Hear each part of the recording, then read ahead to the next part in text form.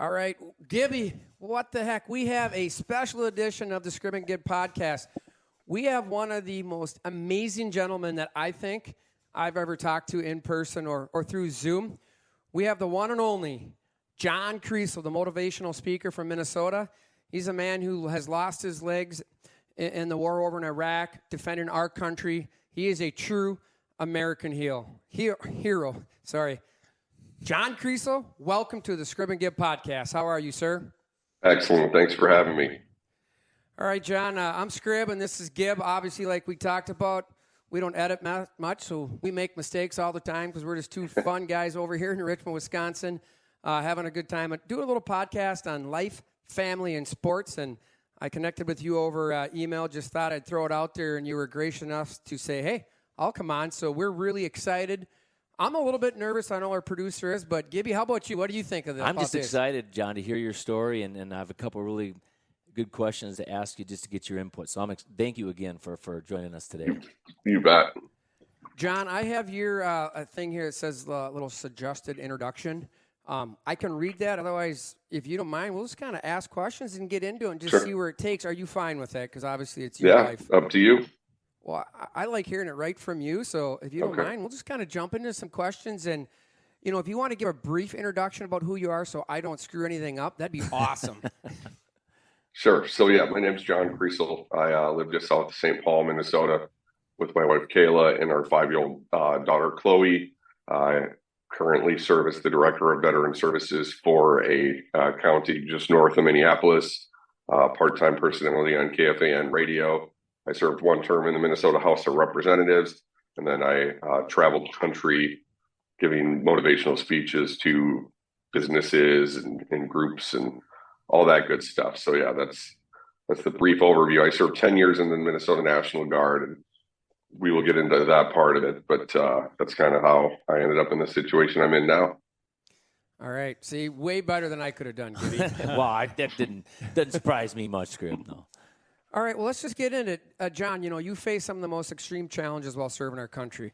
How did those experiences shape your life? And you can kind of touch on what happened because I don't want to, obviously touch on any of that. That's kind of your story. Sure. So, I was injured in a bomb blast on December 2nd, 2006 while on a combat patrol near Fallujah, Iraq.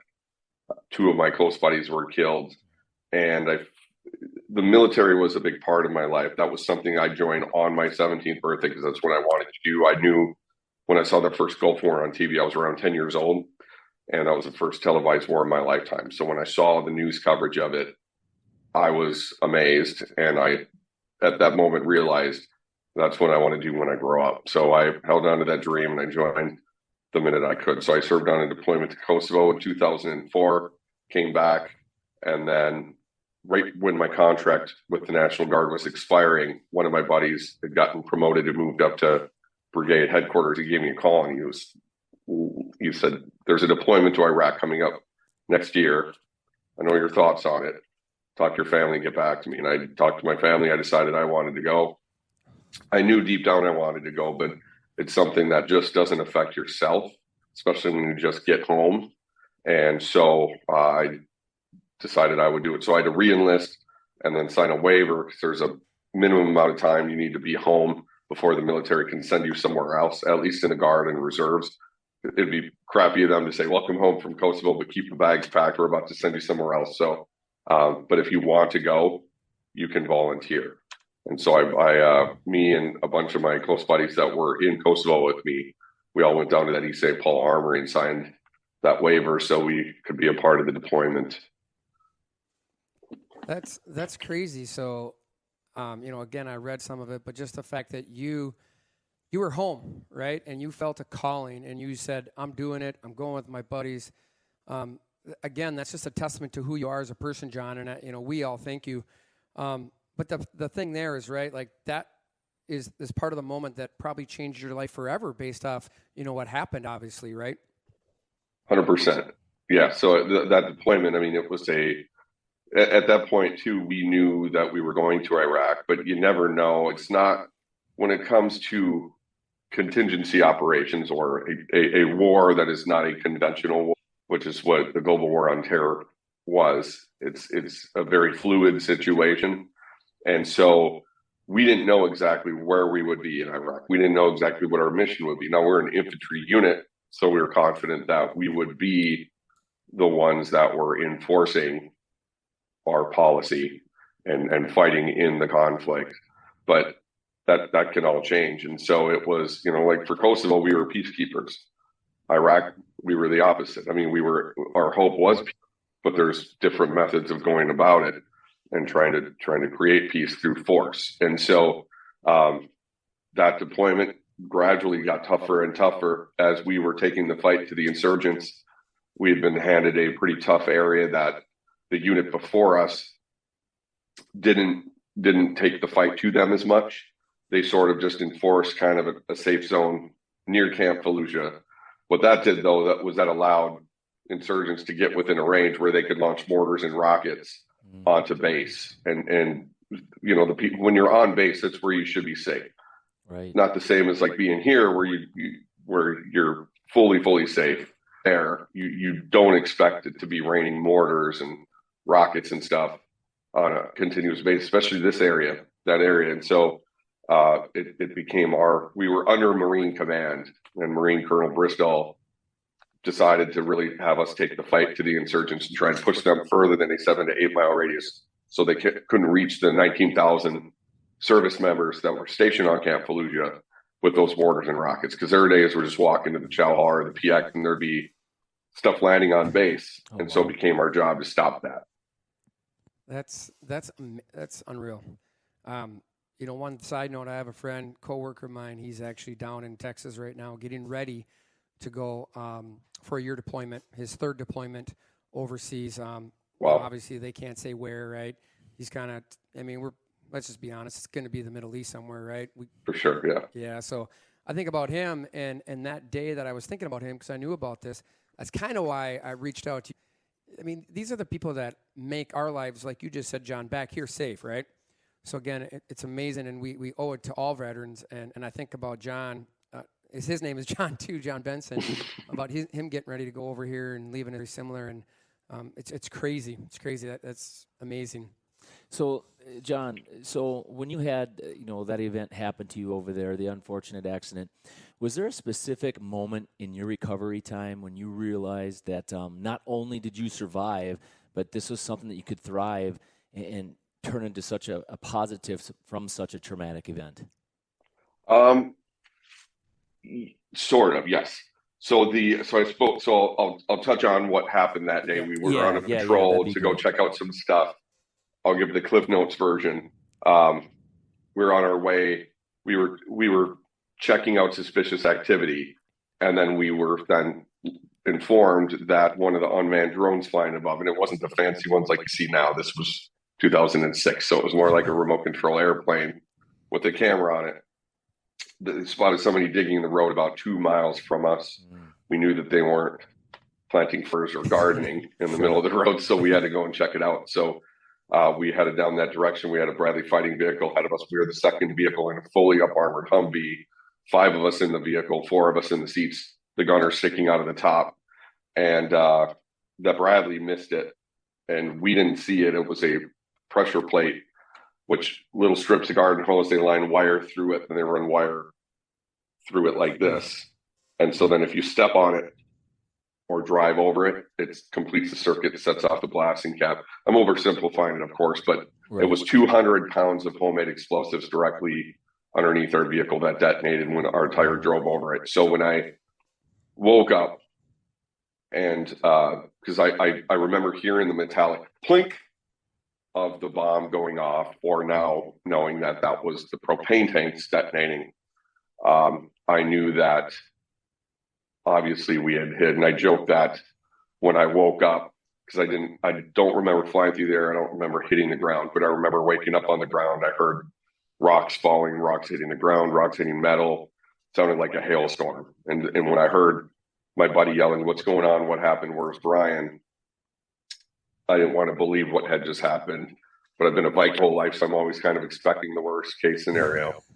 And so I opened my eyes. I saw that my left arm, both the ulna and the radius, were broken. So both bones in my forearm. So my arm was kind of flopped. I applied traction. I was focused on that. But then I looked down and saw that my left leg above the knee, my femur was sticking out of it. It clearly, I think my pant leg is what was holding my leg together.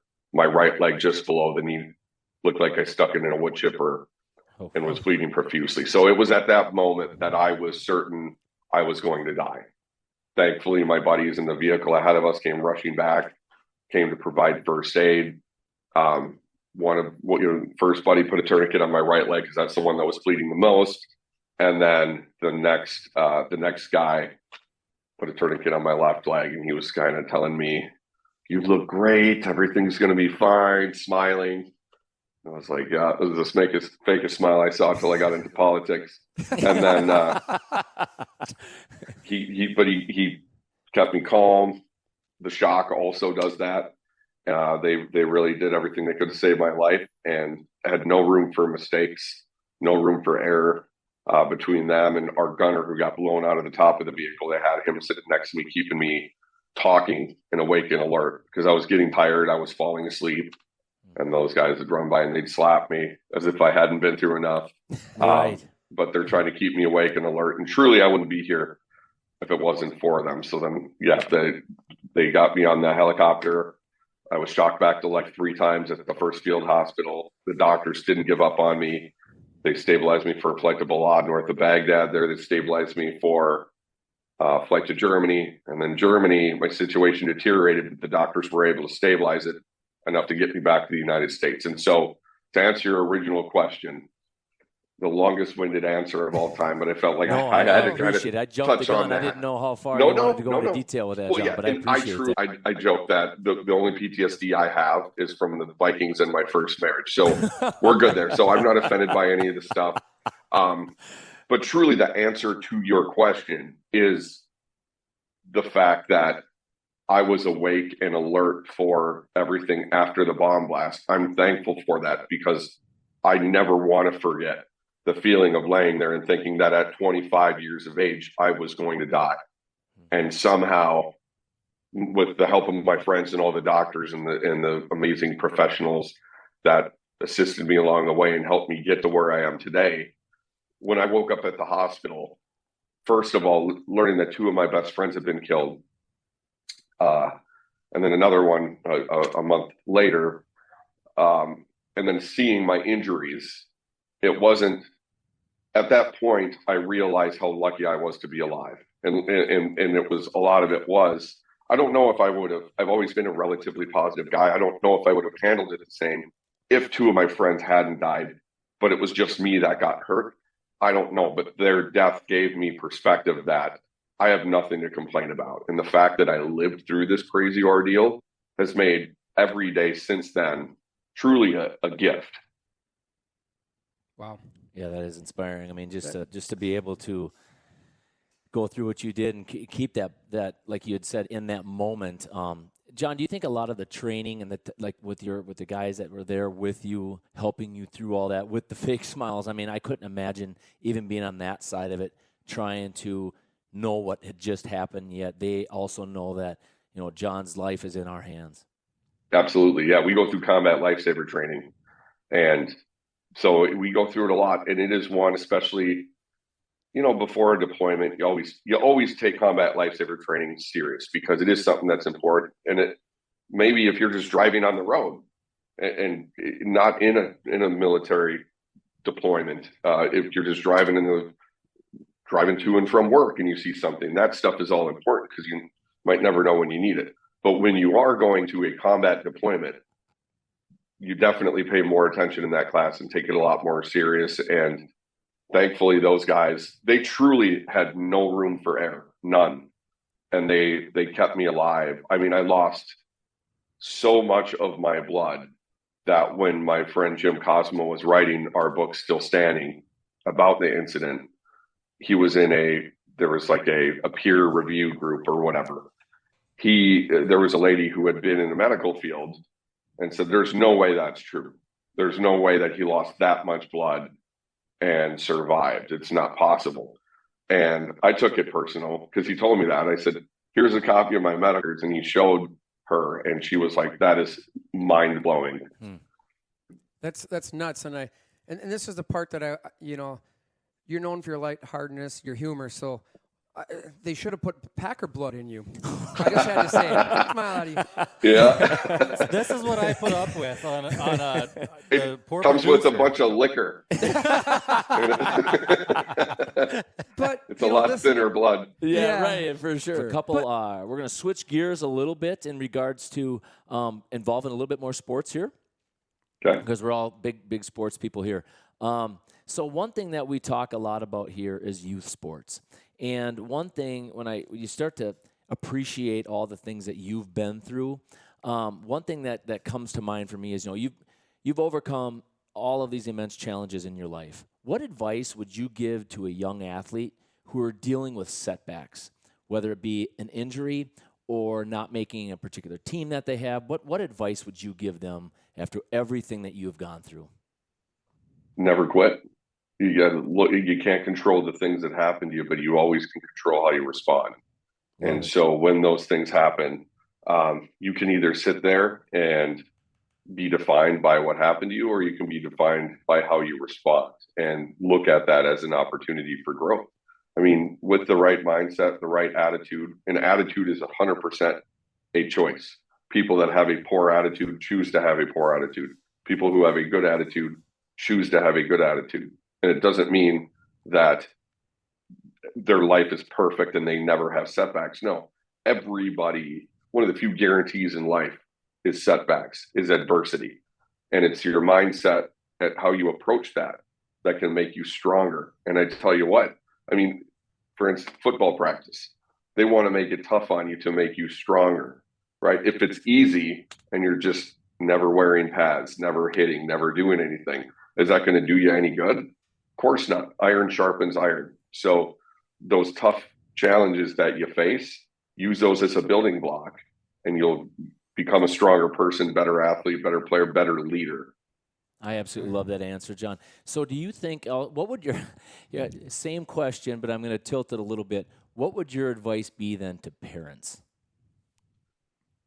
So, yeah, I think that is, let kids be kids. Give them the opportunity to succeed, but you can't help them to succeed. They need to do it on their own. And I think in my first marriage, I had two stepsons, and they were very different kids, different types of athletes. The younger one was the one that was more really wanted to be the best, and look at the older one played sports for fun. Totally fine. So it would have been insane for me to be like, hey, listen, buddy, to the older one, you're going to do this. You're going to be good. You're going to do all this and you're going to love it. No, he was at a different speed. He just liked to play.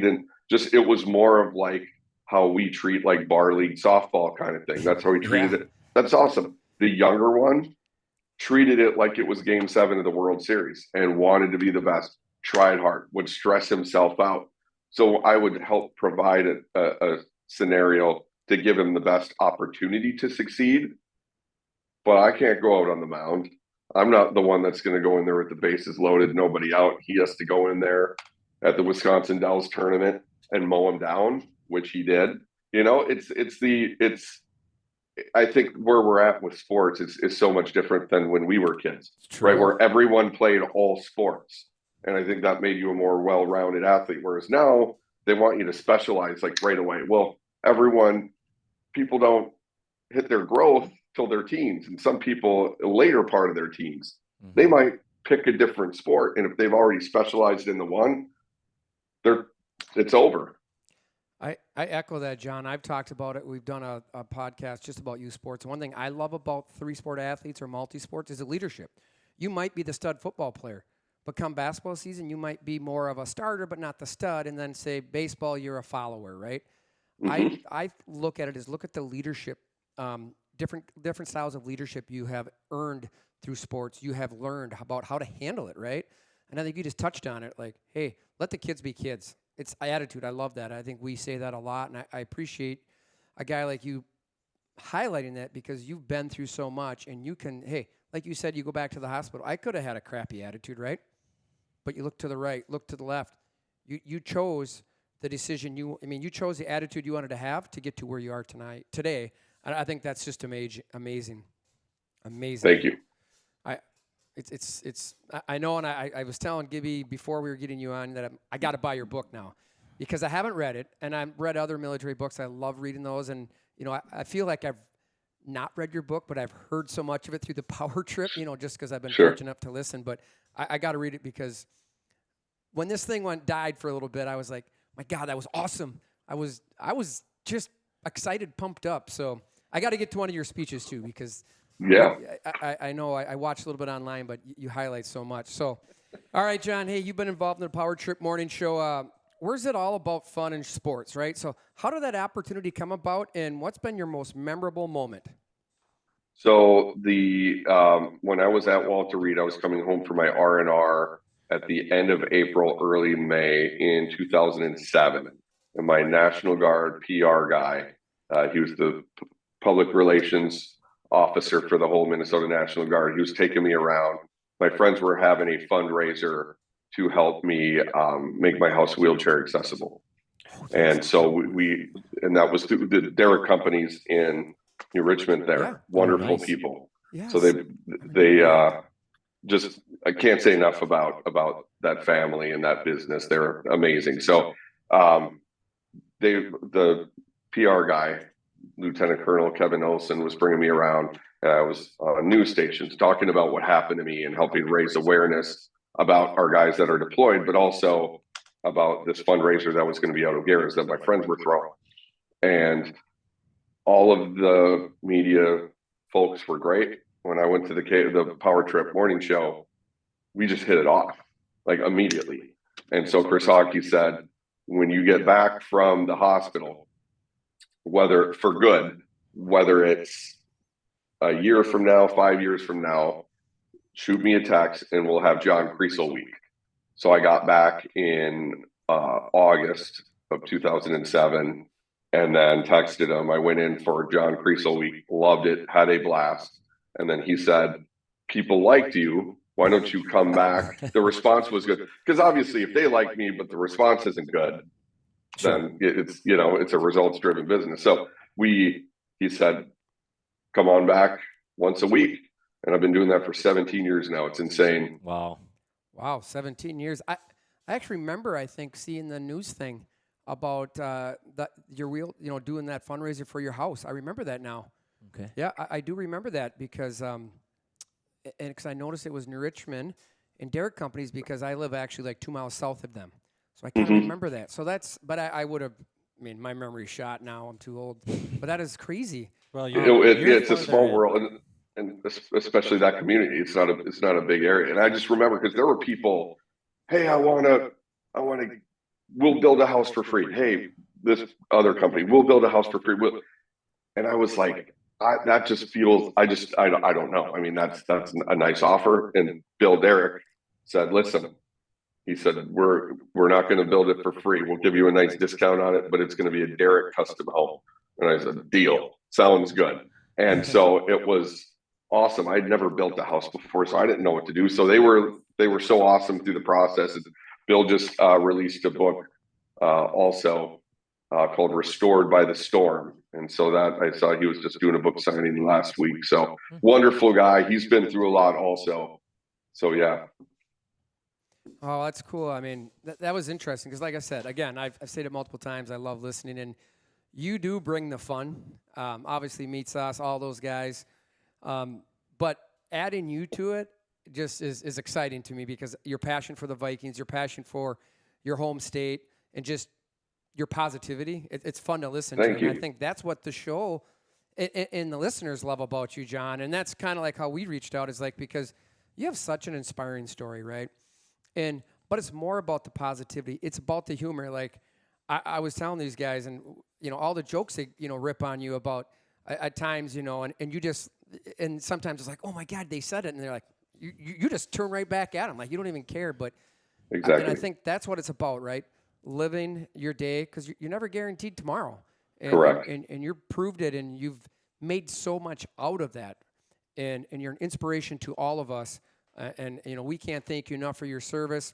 and for all that you do for your town, your community, and the veterans as well.